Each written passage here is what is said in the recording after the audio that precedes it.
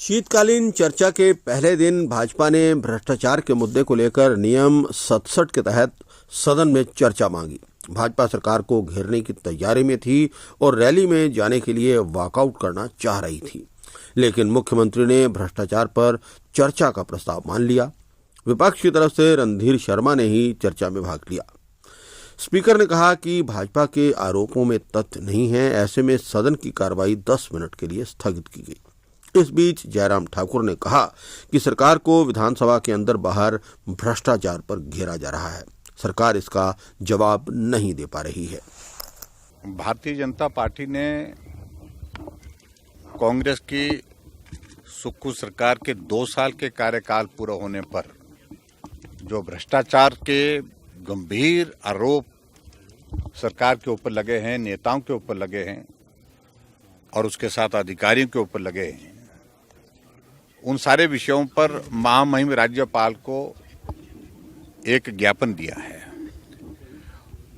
और हमें लगता है कि वो गंभीर आरोप है। इस पर सरकार जो है उसका जवाब नहीं दे पाई, क्योंकि जिस दिन इनके 2 साल की सरकार के कार्यकाल की जो जश्न की बात थी उसमें राजनीतिक बातें उन्होंने कही, लेकिन किसी बात को लेकर के जवाब नहीं दिया।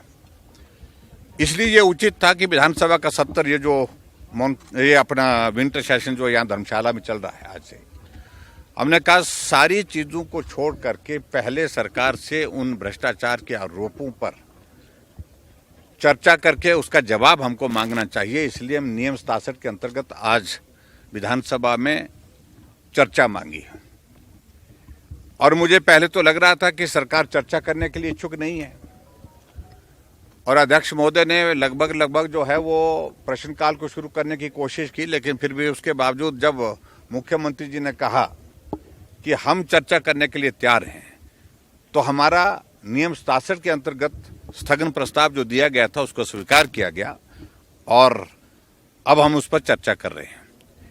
और आज ये बात है कि विधानसभा के अंदर भी उन मुद्दों पर चर्चा हो रही है और विधानसभा के बाहर भी उन मुद्दों को लेकर के चर्चा के लिए अब हम जो यहाँ पर आक्रोश रैली रखी है कांगड़ा जिला की, उस कार्यक्रम में भी जा रहे हैं। और मैं आप सबके बीच में इतना ही कहना चाहता हूँ, जो बातें कहेंगे कुछ बातें हम रैली में भी कहेंगे और उसके बाद अंदर विधानसभा के अंदर हमारी भारतीय जनता पार्टी विधायक दल की ओर से जो माननीय सदस्य अपनी बात कहेंगे उसका अगर हिम्मत है सरकार में वो जवाब दे। मुझे नहीं लगता है सरकार जवाब देने की स्थिति में हो पाएगी। हम उस पर जांच भी मांग कर रहे हैं, जांच की भी मांग कर रहे हैं और उसके साथ आरोप है, इस पर जवाब दे। Thank you please. सीएपी की बैठक हुई थी, उसमें कोई नहीं आया, इनका आरोप है। देखिए, आरोप का कोई अर्थ नहीं।